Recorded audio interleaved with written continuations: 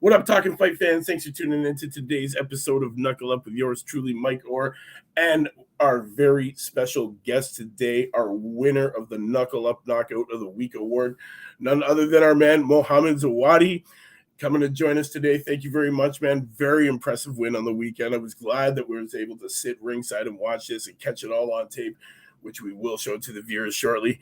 Thank you for joining us, Mo. Appreciate it, guys. Thank you for having me. Definitely. I want to get right into this. Let's talk about your background and how it all started, and what age were you when you got into boxing? So I'm Lebanese. I'm Middle Eastern, but I was born here in Canada, Barrie, Ontario, and I started boxing at about 7 years old, 7 or 8, give or take. And my older brother actually brought me to the gyms. He was boxing before me, and he was like a month in or something like that. And then I started, and he stopped. And then I just kept going with it, to be honest. And you just got bit by that bug, eh? Yeah, I think so. Excellent. How long of an amateur career did you have? 10 years. 10 years, eh? 10 years. Wow. About 100 fights. 100 fights. So what was the passion to turn pro? Who was the motivation behind it all? Just some of it's like, getting hit, getting in the ring, risking everything for free, obviously. Right. That and you just get sick of the amateur scene after. I've been to every tournament. I was supposed to go to, but they kind of screwed me over at the Olympic qualifiers. I was the youngest guy at the Olympic qualifiers. I beat everybody, made it to the finals, and we knew I won the main event fight. All right. They raised my hand, brought us out of the ring, and then brought us back in and said they made a mistake. So after that, we were like, all right, no, this is done. Wow. Well, yeah, Ontario's got some crazy politics going on in that amateur scene. Yeah. What's one of the biggest challenges that you think that you faced so far in your career? Just staying focused, staying out of trouble, to be honest. Just forgetting about everything else and just staying in the gym. Which the older I get, the more I'm getting a lot better at it now. So I'm gym now, to be honest. I feel guilty when I don't go. Right on. So what's a day in the gym like with you? What time does the day start? What time does it finish? So I'm up usually around 9 a.m. I don't like to get up too early. Like I got no business getting up at like 5, 6 a.m. I don't need to, unless it's for something bigger right now. Right now I'm fighting 4 or 6 round fights. That was my first 6 round fight. Yeah. Obviously didn't go 6 rounds, but just in the gym two times a day. So there's one session in the morning. I'm usually doing my cardio, and at night I'm doing my boxing. Right. Did you find it hard? Did you find it hard when you were in the amateurs and still in school to juggle both your academic responsibilities and your responsibilities to boxing? Yeah, 100%. Because I wasn't doing the amateur boxing just to have fun with it. I was doing it as my job and this is what I did. You know what I mean? I knew. Right. It's either that or go get a job. And I said, I'm taking this boxing stuff to the top. Right. But a lot of my teachers and stuff, I came from a good school. So they were, they knew at the end of the day, I wasn't going to go and continue with school elsewhere at a higher level. I was going to go boxing. Right. What's short-term goal for you? Say, like, where do you see yourself in the next year? Canadian title. Canadian title. Excellent. Hopefully fight in my hometown, Barrie, Ontario, for Canadian title, and that's the goal. Well, when that happens, we'll definitely be ringside for that one to come and watch. Oh yeah, we'll definitely have to catch one. That'll be a sold out crowd. Definitely. What is one thing that you hate about training in boxing? One thing I lack on, I get the weight cuts. The weight cuts, eh? Yeah, I got to get used to that. I got to get that down a little more. But other than that, like, I wouldn't say I hate training. Sometimes it's the getting to the training. When you get to the training, I love putting the boxing boots on and boxing. I'm in love with the sport. You know what I mean? I know a lot of people say that, but I've been doing this for 12 years now. Yeah. And I'm at the age where it's like I got to do it now, and I enjoy it. Right. Where do you see yourself in 5 years from now? Definitely world champion. World champ. Definitely super middleweight world champion, and then see what I can do there. Fight the top guys. Like I want to be in there with the top guys, man. I don't want to be fighting. Like, no offense to these other fighters, but 4 years from now, I don't want to be fighting here in Brampton. Right. or not like here in like, you know what I mean? These little shows, you know, I want to be in Vegas, LA, Miami, you know what I mean? I want to be doing those shows and hopefully bring a world title back here to Toronto. Yo, man, we need it. We need it. Toronto has a great talent pool, man. Very thick, very deep. Well, Ontario does. You know, we have great fighters all over Ontario. You yourself being one of them. You know, it's time that Toronto gets and Ontario gets put back on the map. What do you think the biggest issue here is for boxing? Why is it so hard for Ontario to like be on that map? What do you think it is? I just feel like people don't like to, here in Ontario, they don't like to explore. You know what I mean? Like I've been out to Vegas. I trained with Cody Crowley for 3 weeks in Vegas, you know, and that's like legit work. I got to see what it was really like at that level. You know what I mean? And people just think by fighting these guys with bad records, you know, and guaranteed wins, and then you're 12-0, 13-0, but then you go into a fight where a guy can actually punch. Or something, or you can actually fight half decent, and then you get knocked out starch. That's how it is because they don't want to explore. They're fine with just fighting here in Toronto, making, you know, whatever money they're making, having the same exact fans come to the show, and that's all. See, I don't want to do that. That's not what I want to do. If I'm doing this, I'm going 100%. I don't do this sport just to have fun with it. Right. So international, that's where it's eventually going to be. So Canadian title end of the year, then I guess he'll be pushing to go international after that Canadian title. That'll be great to see. 100%. Who is your biggest like inspiration like to get into boxing? To be honest, when I was in it, I was so young, so it was hard. You know what I mean? I didn't really know. I didn't know anything about boxing. Me, my dad, and my brother, we never thought I would be. If I were to be a professional athlete, the last sport we thought was boxing. You know what I mean? Right. But I guess that's why it happened. You know what I mean? Right. For anybody who like for the people out there that might not know you yet, which fight do you think represents the best you in the ring so far? In the pros, probably this fight that happened. Yeah. Okay. Yeah. Yo, let's talk about this fight, man. Let's talk about this fight that just happened. It was a big one, huge knockout, man. What a setup. A lot of the people around that ring, man, thought it was a left body shot. What was the game plan coming into that fight? So we knew we were going against a guy with 9 fights. Right. He's only been stopped once. It was his very first fight, and he got stopped like late, and it was a weird stoppage. You know, he didn't get knocked down or nothing. So we knew this guy was tough, right? And the game plan was to go 6 rounds. We were ready for 6, you know, hard rounds if it needed to happen. But we went in there, stuck to the jab, and he was long too. But like I said, when you start this sport at such a young age, it's you know a lot. Like it's Right. crazy. And I'm 21, and I'm young for boxing. Yeah. So you know, but I know a lot more than most of these older guys that, you know, think they know something. But I've started from so young. You know what I mean? So literally half my life's been boxing. Right. So I knew I was just waiting. I knew 10 seconds into that fight how he was coming in, you know, and I knew. And then I heard my coach. He said that body's open. I threw that left hook to the body. That opened him up for the overhand right, and then put him out. Yeah, what a vicious knockout. Brilliant, man. Honestly, I loved every minute of it. Shout out to your gym and your coaches. You know, who do you represent? Let's hear it. Like, so I train out of so there's 2 spots I train right now. Okay. So I'm down in the city at Hard Knocks. I do my sparring there. And then in Barrie is the gym I grew up at, Uptown Boxing. So Jack Ireland and Jonathan Martin, they train me here in Billy, and then in Barrie, and then Billy Martin trains me in Toronto. So they were, all 3 of them were in my corner.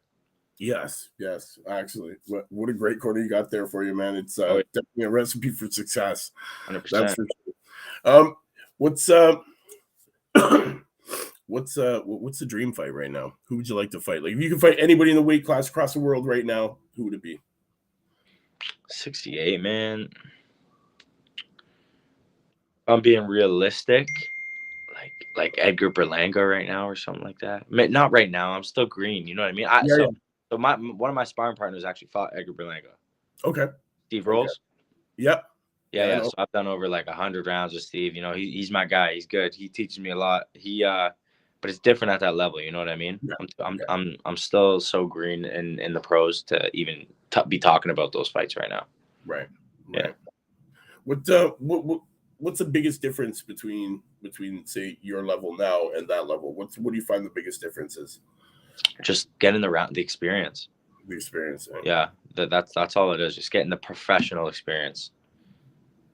I would say, because my boxing skill, my boxing IQ, my power is if not as good, better than a lot of these top guys. You know what I mean? Yeah. But I'm still young, man. I'm 21, still a kid.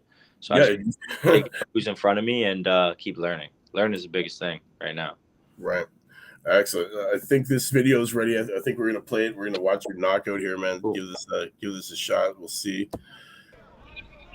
Oh, here it is. Oh, to the buddy.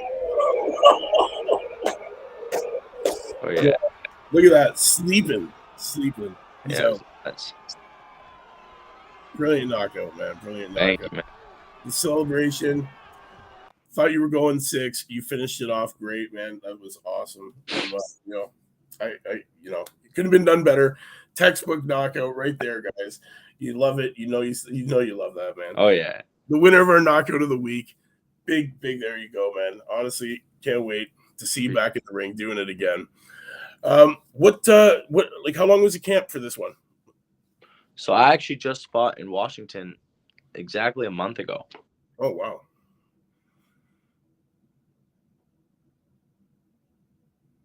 Oh, did we lose sound? We still got him, but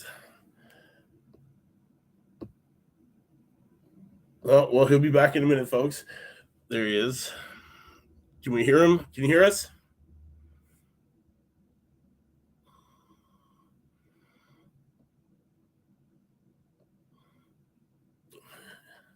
In the meantime, we'll definitely watch this video again while we figure out the sound situation.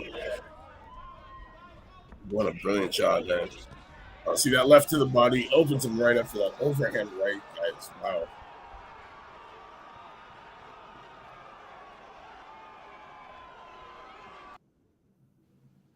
There we go. We got my bad. I got a phone call. We got you back. Phone call came through. No. It's probably the coach being like, "Yo, man, get your ass in the gym." So what is the biggest lesson do you think you've learned in boxing so far? Just being teachable. You know what I mean? You never know everything at the end of the day. Like every fight is for a reason. You got to do something every fight that was different than the last one. You know what I mean? So my last fight I fought in Washington. I fought a guy with 35 pro fights. Wow. He fought Phil Greco. He fought Jamal James. He fought a lot of good guys. He hasn't been stopped in a while. I stopped him 20 seconds into the second round. Okay. Yeah. So just being coachable, man. Not thinking you know everything is a very bad trait to have in this sport, because you can get knocked out real quick. Yeah, definitely. It shows, as we've seen in that video. Definitely.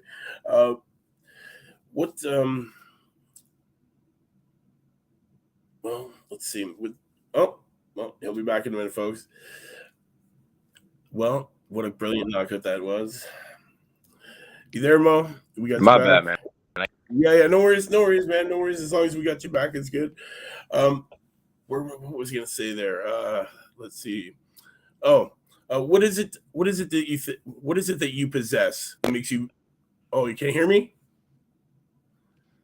Try and refresh your browser. See if that works.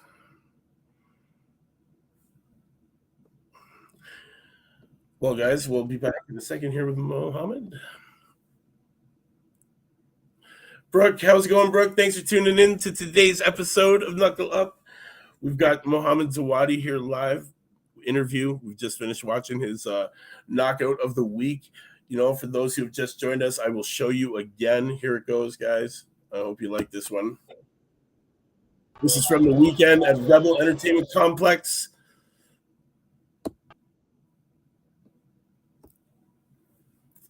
Well, guys. Well, we're waiting for Mohamed to come back, guys. I don't know if he's going to be able to, but definitely what a great knockout it was this weekend at Rebel Entertainment Complex. He came through definitely with a great left hook to the body, followed that overhand right, just opened him right up, was able to drop him. Great interview, man, that we had going on here. Hopefully we can get him back so we can talk a little bit more about it. But yeah, definitely a great knockout. And yeah, I don't know. Let's show it one more time for everybody out there. Here it is, guys. Oh, there's that left hook body. Oh, overhand right. What a brilliant shot. Wow. Dangerous. Loving it. Look at him. He's out, guys. Out cold. Big celebration. Well deserved. He's now still undefeated and looking to get that national title or Canadian title by the end of the year. It's great. Well, guys, I don't know if he's coming back. It looks like we're going to be out of time here. I guess we'll have to reconvene with him on another time. Technical difficulties. Plus, he did have to get to training, guys. So I guess we'll end up. Oh, hold on. We got him back. There we go. Oh, no sound, unfortunately. Well, while we figure out these sounds, guy, we'll get it going. Don't worry. Hold on a sec.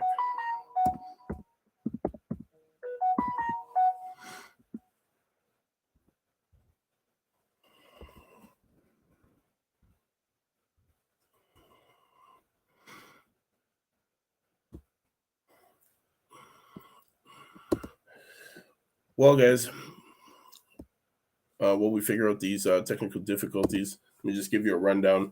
Our man Mohamed Zawadi, he's in that super middle division. He is now currently ranked 4th out of 13 in Canada. He's now ranked 199th on that world stage. He's only 21 years old, fighting out of Barrie, Ontario, man. Part of that Hard Knocks life, signed with Baxter. His last fight, guys, that knockout that I just showed you was against Marco Parente. This one, Rebel Entertainment Complex. Got to tell you, man, what a great place to come and watch a fight going on. Definitely a great venue. We've been there a few times, and we've been happy to see these great young talents coming up through the ranks. Really showing what Canada has to offer, man, in this game of boxing. We're trying to get we're trying to get put back on that world stage, man. It's been a long time since Canada's been recognized with some great boxers. We do have some great ones out there, man. Like you did mention, Cody Crawley's giving this guy Mohamed here some good sparring and some good lessons in that upper echelon of the pro ranks, man. So you know what it is, guys. We're gonna cut it, I guess. We can't get Mohamed back. He's having technical difficulties. We will bring him back though for a proper interview. We will talk to him more in depth.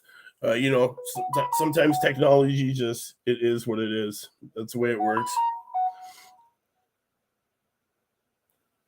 Well, guys, it is that time. We thanks for tuning in, man. To all the Knuckle Up fans out there, to all the Talkin' Fight fans, we will see you tomorrow at 4:00. We got Richard Capiello that is going to be joining us tomorrow for a great interview. 4 p.m. You know what it is, guys. We'll have to reschedule these wonderful appointments that we have going on. We will bring back Mohamed Zawadi tomorrow as well, and we have Richard Capiello tomorrow. So, guys, it's going to be a big day here on Knuckle Up. So make sure you stay, tune in. Come join me tomorrow, same time, same channel. You know what it is. It's your man Mike saying, we'll see you then. Knuckle Up.